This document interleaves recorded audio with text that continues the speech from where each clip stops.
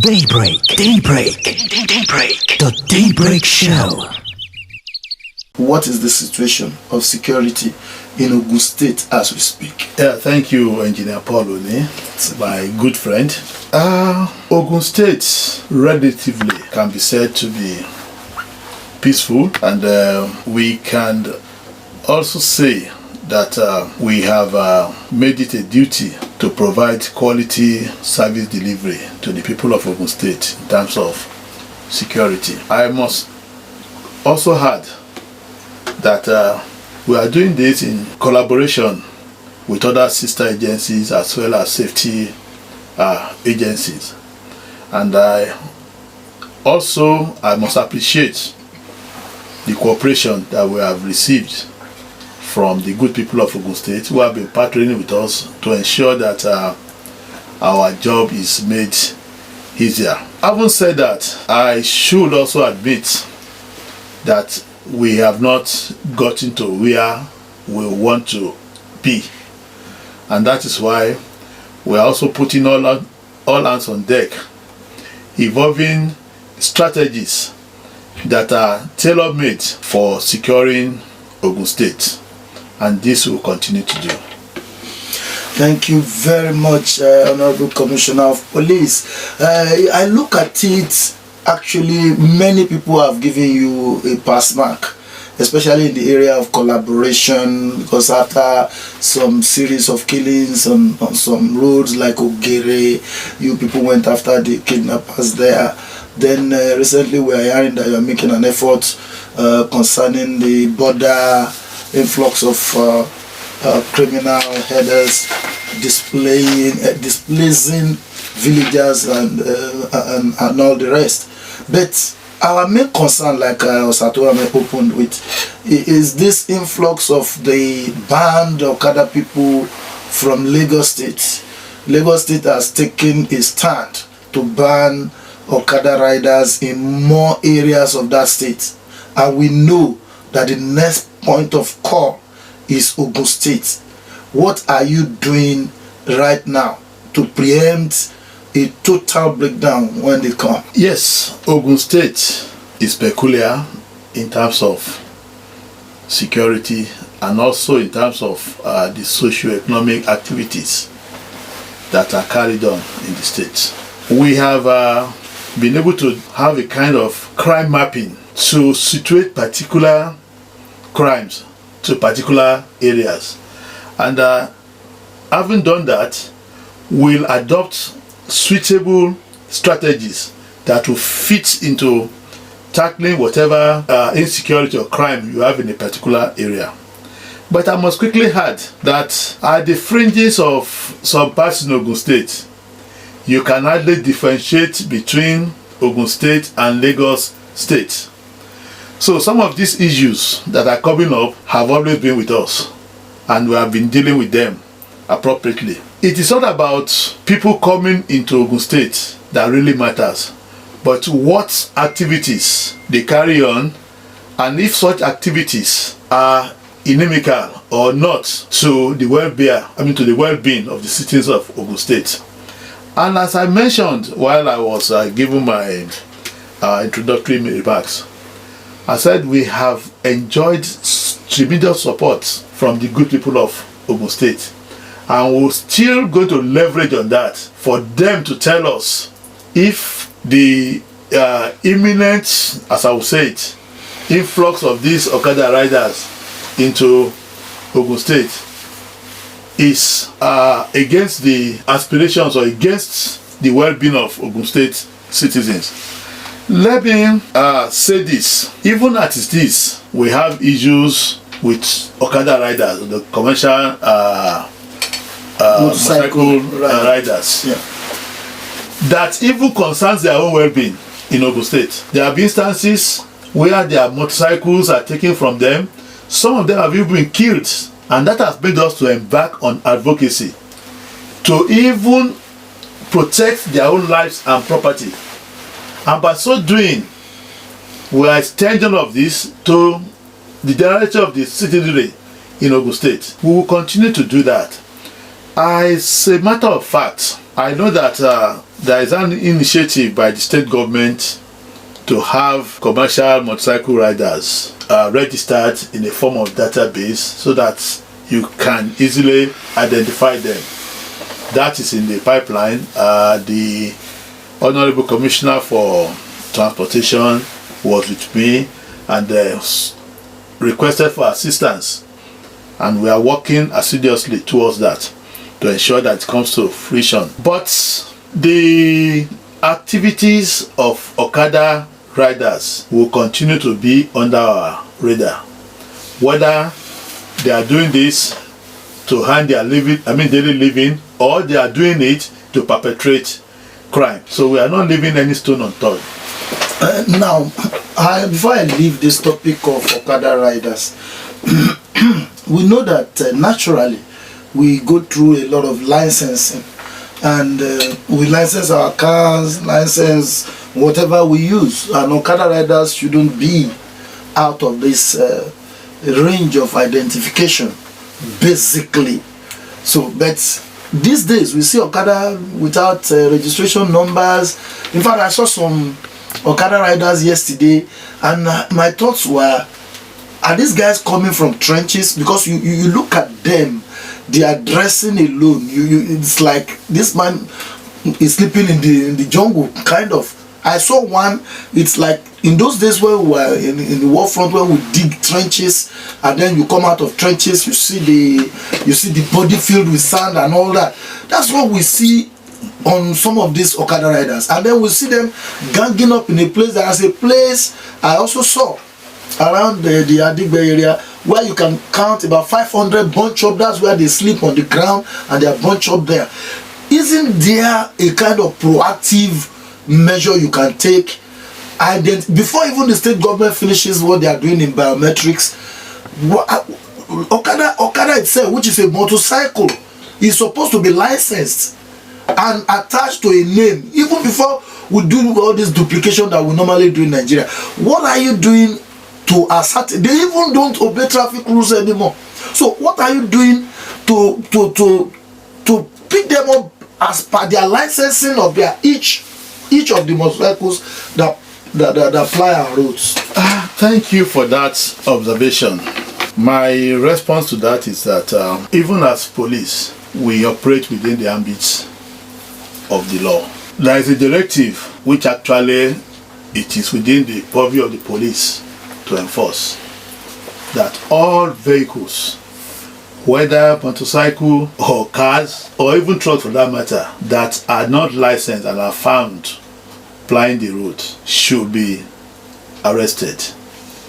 And I can tell you that this is being done. Also, as part of our advocacy efforts in ensuring enforcement, we have engaged the various associations of motorcyclists. It will interest you to know that they have 3 already in Ogun State, and they are still counting, to sensitize their members as to the need that before you put any vehicle on the road, including motorcycles, it must be registered. As you know, it is not the duty of police to register vehicle, but to ensure that this is enforced. I equally want to point out to the fact that those riders you see, they might not necessarily be the owners of those motorcycles. They are being given to them on whatever basis for them to deliver revenue to their owners. So if we find cases where the rider is not the owner and that vehicle or motorcycle is not registered, we charge the owner along with the driver for non-registration of those vehicles. Closely related to that, part of the impunity that we have seen is the fact that even vehicles, motorcars that are not being registered, you find them plying our roads. Some of them that are registered, you find them covering the plate number, which itself is a serious security, has serious security implications, because we have instances whereby crimes are perpetrated with some of these vehicles and motorcycles, the particular vehicle. So we are looking at all of this holistically, and we are determined to ensure that that impunity, that recklessness will not have a place in Ogun State. Let us allow Osatu Ahmed to come in here before I go to another range of questions. All right, CP sir, how far have we gone when it comes to setting the standards when it comes to security in Ogun State? Osatu, I'm sure you don't want me to be the teacher who is going to mark my my script in an examination. I think I'm going to leave that to the good people of Ogun State to see what is our scorecard. But without fear of being immodest, I think so far we have given our best to the good people of Ogun State. When I assumed duty, I made a promise to the good people of Ogun State that I will ensure that they go to sleep with their two eyes closed. And that is making a statement that we have security for all manners of persons in Ogun State. And that actually is what we are doing and will continue to do. All right, and talking about the citizenry, how has the, let's say, the effort been of citizens maybe reporting cases to the police and or reporting criminal activities? To that, our men's was fantastic. Before now, you were not hearing about issues of ritual killings because it was an hush-hush thing. If it happens, people are not saying anything. But because of the partnership we were able to establish with the citizenry, it now becomes see something and say something. So we have that kind of cooperation from the public. I will not come here to start revealing what strategies or whatever we are using in crime prevention, but there are some that can easily be seen and they are verifiable. For instance, issue of kidnapping. We realize that these kidnappers, they are not coming from Mars. They are not coming from another planet. They are not even coming from another continent. They are here with us. They stay within the community and they, in fact, operates within the community. So we had to engage the community. Either to, there are some areas that they take, so I mean they take avenue, they find the place safe because nobody is even taking any the battle to them. But with the cooperation of the community members, hunters, ordinary villagers, we were able to take the battle to those criminals in their various hideouts. And that actually has changed the narrative in our combative efforts against the criminals.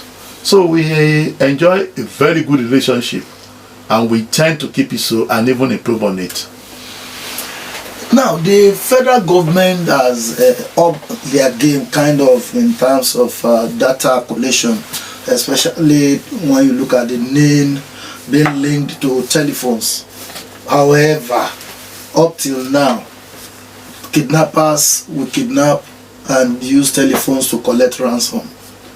And we are not swift enough to always get them. I give you a pass mark because there are several cases I've seen where you eventually break them down.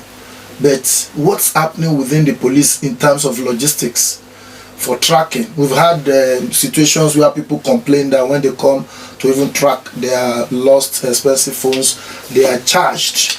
So what is really happening in terms of logistics in tracking phones, phone calls, tracking messages that are sent by criminals, or when people lose their phones, lose their cars that have trackers?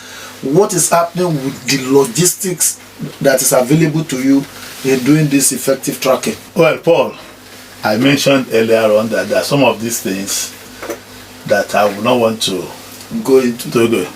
Rock City FM has a large followers, and I'm sure it will even include the criminals. So for me to come here and start telling saying the public what and what we do, but generally I will tell you that we have increased our capabilities and capacities to deal with sundry situations when it comes to tracking of criminal elements. The Nigeria Police has a crime data center in Abuja, and you'll be amazed as to the capability of that center. Recently, the Chief of Defense Staff was at the center, and he was impressed with what he saw. That's just to put it succinctly as to what our capabilities are. Let me say that even when we had this analog data connection, that is when we were doing things manually, we were relying on that. And right now, 70% of those manual data has been converted to digital data. And the purpose is for us to be able to identify or profile suspects who have been involved in a crime somewhere, and they are now found in another place, so that we can match up all of these things. So in that regards, I think there's been a lot of improvement. I want to probe a little bit further when you look at the issue of Ogun State especially, when you look at the border areas. As we speak, some border towns are still empty of residents.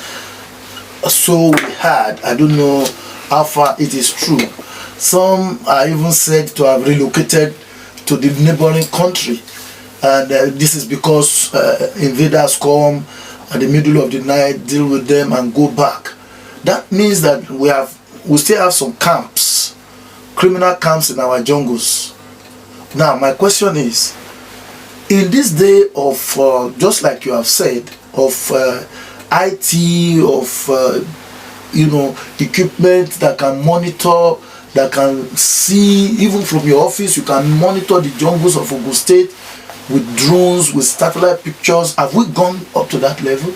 Yes, once again we have to put things in perspectives. Let me address the issue of personnel and assets. The Nigeria Police has the overall responsibility for internal security, but this has to be done in partnership with other security agencies, safety agencies, and even the community. And in Ogun State, we have the, let me say, good luck of having a very robust synergy within the various security agencies. Issue of border, stricto sensu, is within the purview of Nigeria Immigration Service, but we have detachment of Nigeria Police who are in the border. We have customs. We even have the military as part of their internal security operations, covering all those areas. And the effect of this is that we have a robust security presence in those areas. It will be an utopia if you are saying you will not find crime here and there. Sometimes some of these things are exaggerated, but the good thing is that there has not been any crime reported that at the end of the day that crime is not resolved. So it is true with our border areas.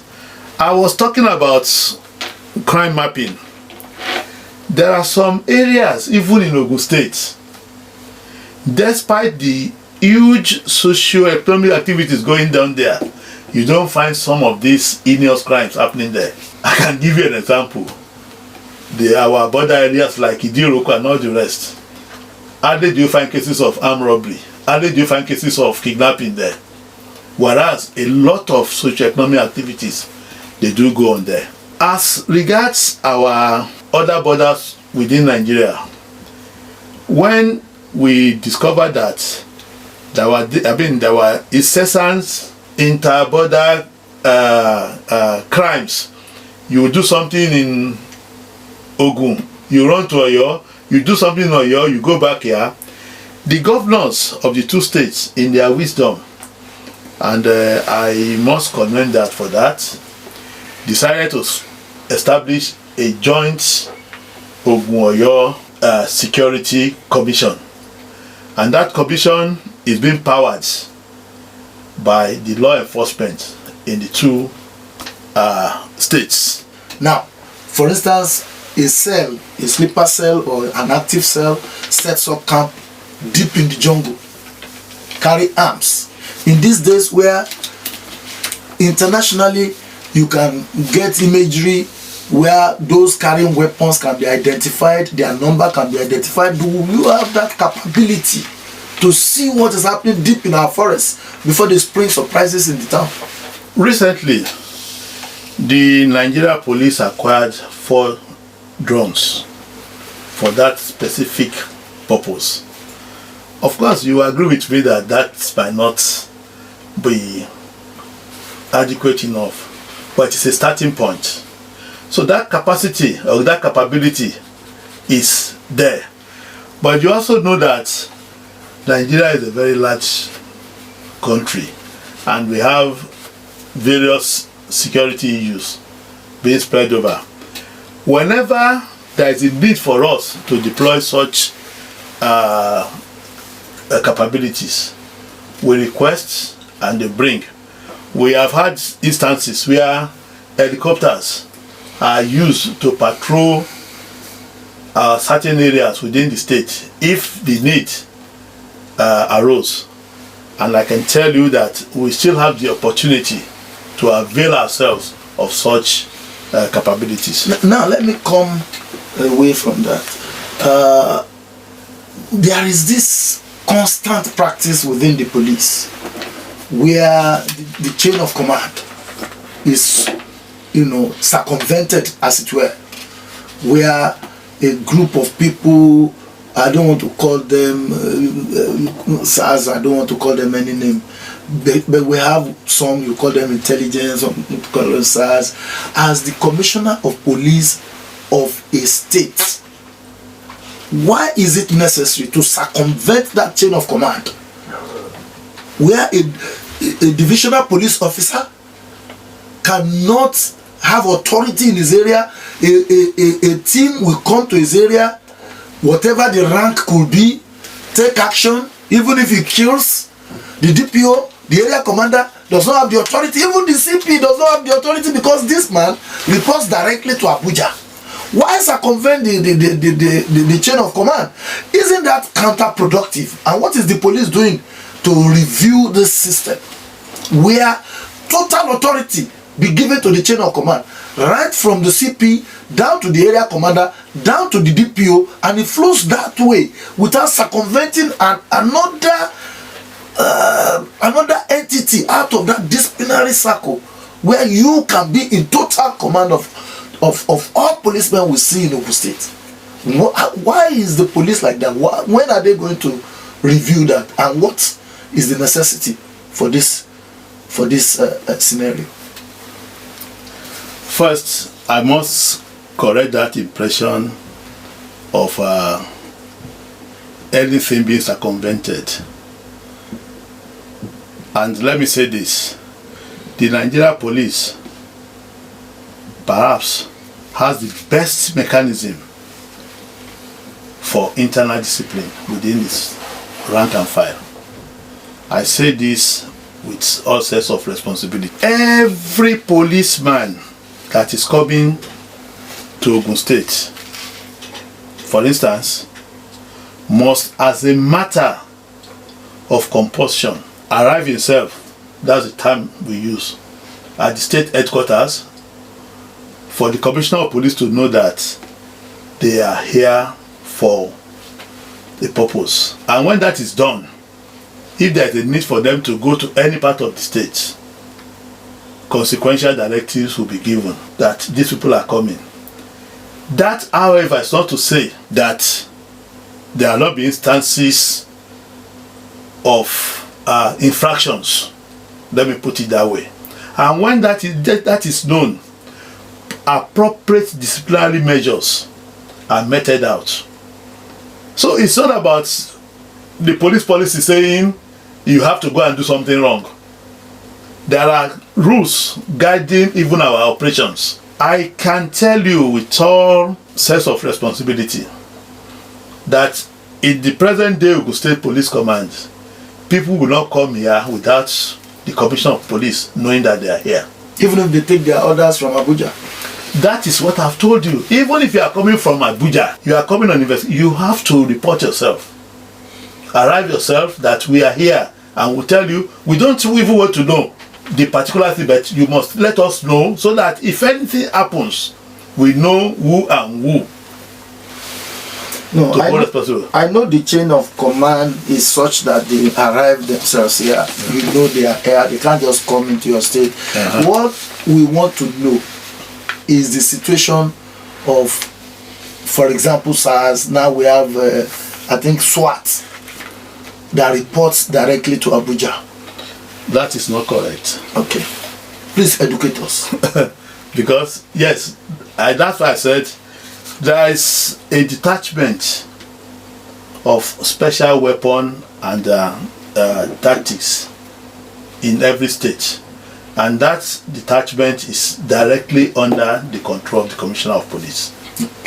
All right. Okay, just go ahead, sir. Please. Yes, it might be that they are using the facility of what used to be SARS. I have to tell you, there's nothing like SARS again in the police, and that's why we are going on this advocacy to try and reorientate the public, bring it out of their system, that even though these people, because we need the facilities for us to operate, they are not SARS. Alright, Stevie, sir, it seems we're beginning to have more cases of cultists, cult groups, having clashes and all reprisal attacks is beginning to be on the rise. Just over the one that happened on the Sunday night. So what is the police force generally now doing to ensure that these cultists are actually brought to book and then we have lesser cases of these attacks? Okay. In as much as I would agree with you to some extent that we have incidents of court cases, but I don't have the figures to support the fact that they are on the increase. I must say that if I start reading out figures to you, as we speak now, in the last 3 months, 144 cultists have been arrested, and half of that number are in remand pending the conclusion of their cases. Others, we are still investigating them so as for us to expand the scope of their membership. So as these things are happening, we are also living up to the task to ensure that the activities becomes something that will be totally eradicated. But let me add this: issue of cultism should be worrisome to everybody in the community. When we were in school, yes, we have confraternities, and at the time when the thing went haywire, searchlights were being beamed at our higher institutions. When you say cultists, you look for them in our universities and other institutions. But I can tell you for free that now you have artisans, you have those people who do not even know what are the ideals Or, I'm okay, it's an unlawful society, they will not have ideals. But what gave rise to all those confraternities? You have organizers, you have barbers, you have all sorts of persons. And these individuals, they live within the community. They are family members. They know them. But sometimes we have this silence of conspiracy, which is very, very worrisome. And that is why we are appealing to all members of the community. When you see something, say something. All right, so let's talk about the forthcoming elections, because that is what seems to be on the mind of virtually everyone right now. And we also know that sometimes, when it comes to election, we can't do without not talking about violence. So what is the level of preparedness of the police force to ensure that we have lesser cases of violence during the forthcoming elections? Okay, let's start it this way. The command will appeal or will enjoin parents, guardians to tell their wards to shun being used as agents of destabilization during this time. That is before, during and after the election. That's the general appeal. However, the command has put in place strategies to ensure that political violence will not be allowed in the state. We have laws that guide conduct of human beings generally, and we are going to apply all those laws. And there are specific laws for election whereby certain things are regarded as offenses. We will also enforce those guidelines very hard on hooligans, their principals, wherever they are found, to ensure that the election in Ogun State is conducted in a very peaceful atmosphere. Now let's look at the policeman holistically, himself or herself. We had recently that the IGP reeled out uniforms for them. We heard about some welfare issues. Right now in Ogun State, what is the morale like? Because recently I still saw a police officer telling me he has to buy his belt, he has to buy his boot, that he still uses part of his salary to equip himself. How have you gone to ensure the high morale of police officers on the one hand? On the second one, which is the family angle, I've been to barracks and I'm not happy. You look at the plumbing system is broken, you look at the way they live, where they live, you look at the commercial activities of their wives and dependents.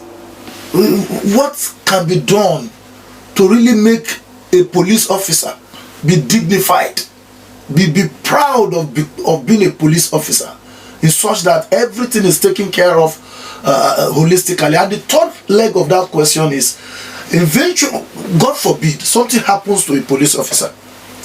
How smartly or how swiftly do you react to give benevolent funds, to give succor to the dependents? Because at each time when they go out, their lives is at risk.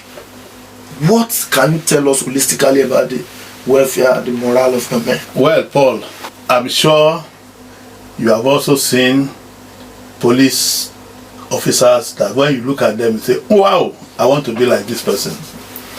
So when you see one that is tattered, it is not because the police paid him to be so. I want to say that the present police administration, headed by IGP Usman Alkali Baba, has done a lot to enhance the welfare of police officers. You also agree with me that welfare is predicated largely on the availability of funds. You probably will not have all what you want. Even you may not have all what you need.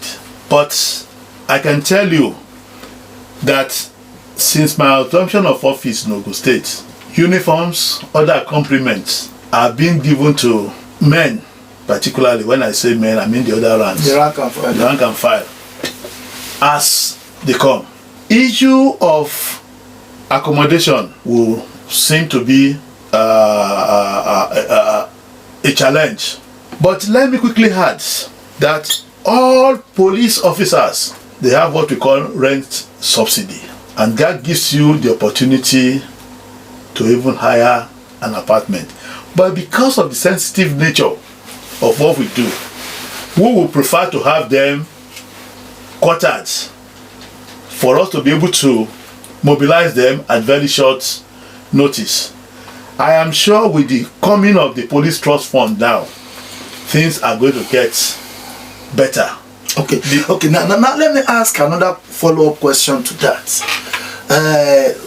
Look at these days. What we buy for 500 naira 2 weeks ago, you go there today, they tell you it's 1,200 naira. We expect a police officer to sustain himself or herself with the whole salary. We've been hearing new salary, new salary, new salary. When will this new salary come on board? That's on one part. Then I talk of consumables at the police stations. In those days, I used to hear, funds for consumables. The patrol vehicle is fueled in a month with this amount. The whatever stationery you need at the police station is funded with this amount. Sometimes some DPOs, they sleep in their police stations. The consumables that he needs to operate with are not normally there. What is the police doing to upgrade the level of funds released to units to do their job? That, instead of them sourcing for funds by themselves to do the job that is supposed to be a national duty. I mentioned earlier that it's not possible for you to have all what you want. I don't know when last staffers of Rock City, their salaries have been increased because all of us go to the same markets. But that's just by the way, it's an aside. I tell you that Nigeria Police is also part of the government. When I say government, the federal government has so many competing interests. We would not like to come and tell you in public that police salary has been increased so that there won't be civil war at home. But I can tell you with all authority that something is being done in that directive. Even as late as yesterday, we have something coming in that direction. But like I said, it's if you go to our hospitals, they will complain that they don't have needles and syringes. If you go to other places too, but within the limit of the resources that we have been provided in Nigeria Police, we provide some of these things. The divisional police officers will tell you that recently they get allocation of fuel, which was not so in the past. No matter what, they have subvention. But like I always say, when I go on tour, when I call members of the community, I will tell them that I am bringing something to the table. It may not be adequate, but the public who are the end users too can complement this for us to have something tangible that will sustain us to tackle insecurity in that environment. For instance, if a division has a vehicle coming from government, and let me also use this opportunity to appreciate the governor of Ogun State, Prince Dapo Abiodun, who has assisted the command in the provision of logistics, particularly vehicles and communication equipment. Of course, I will still, as Oliver Twist, ask for more, having appreciated what he has done. In some communities, in addition to what that government be it federal or state as provided, you find them coming together to provide more logistics, vehicles, office equipments, and even motorcycles. I have instances here in this state. And what this will translate into is that you have a formidable force now to tackle insecurity. So I will also use this opportunity to appeal to the public to partner with the local police in their area to see what are their extra needs. As long as we are transparent about this, I think it's the proper way to go. All right, we'll actually need to go on a break now. You have a question? Yes, I still have one more question about the reactionary time during distress calls. And the twin brother to that question is the synergy with the PCRC. The PCRC, the CDAs, you've talked of some of them. What are the physical synergy you have with PCRC now that you are in control? And then the reactionary time for distress calls, has it been reduced? On how, what is the, are you going to give us some numbers, or what have you put in place such that when something is happening at a time T, they react sharp? Well, the PCRC, they have been a worthy partner. The PCRC in this state, ably led by Dr. Samson Popola, they have actually been up and doing in terms of capacity building, especially to their members and the general public. Also, they have also been helpful in providing assets which have been useful to the police. Like I mentioned, the partnership with the generality of the public has actually increased our response time. I directed all the divisional police officers to print, not just write, to print boldly their telephone numbers on the walls of the station for anybody who is coming to see. The area commanders too have done the same thing. As you know, in the state we have 3 layers. That is the state headquarters, you have the area command levels, we have 10 area commanders in Ogun State, and then you have the divisional levels, we have 71 divisions. And the purpose of this is to bring closer to the people. And I also want the people to reciprocate this gesture by coming around police. That actually has reduced our response time. I carry this cross, I will say it is cross, because my number is an household name. I mean, it's, yes, people call me at times, even odd times, to report matters. I appreciate it, but I would appreciate it the more if they get in touch with their local police before coming to me, because they are likely to get help if they are in distress when they quicker when they call the local police than coming the commission. The highways, the highway patrols of those days, they are fewer these days, and we have a very, very, very, very dangerous kind of happenings on the highways, especially if you look at the what do they call that place where they sell cows, where you link Lagos State Beggar up to the interchange, then you go to Ogere side, and then the Badon road here. What are you doing to monitor these highways effectively with patrols? I think the commissioner would actually give an answer to that question after the national break. Because Okay. we need to go on a break. Daybreak. The Daybreak Show. We have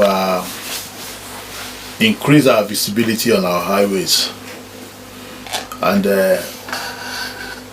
commuters who have been plying the major highways Incidentally, Ogun State has the largest chunk of the Lagos-Ibadan Expressway.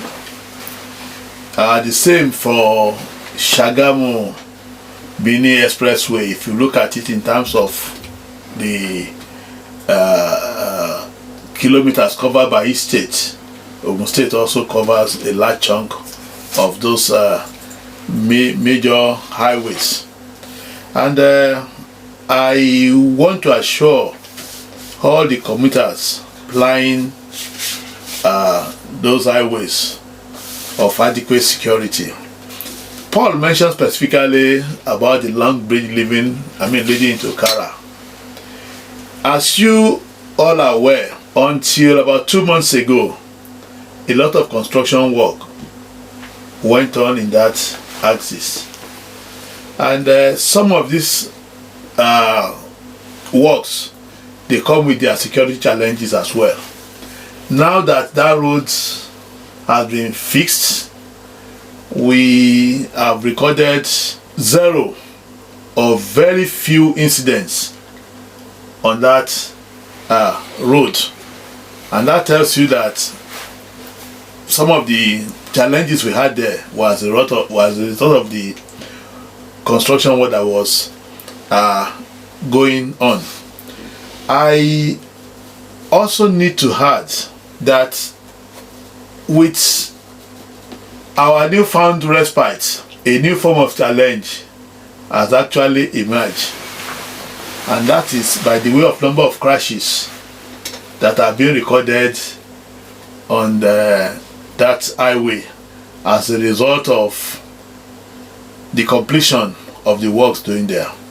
So I also want to use this opportunity appeal to road users to drive defensively, to ensure that they have respect for other road users, and above all, to avoid unnecessary crashes that we are witnessing on that road. Our worthy counterparts, the Federal Road Safety Corps, has been doing a lot in partnership with us in terms of advocacy and in terms of enforcement on those major highways. What we have there is not limited to those 2 highways. The Abeokuta-Shagamu Express Road 2, we have similar challenge of crashes there. Despite the fact that patrols have been increased on that axis, we still have this incident. By and large, the security in those places have been enhanced, and the commuters there should be rest assured that we will continue to provide adequate security on those highways. Daybreak. The Daybreak Show.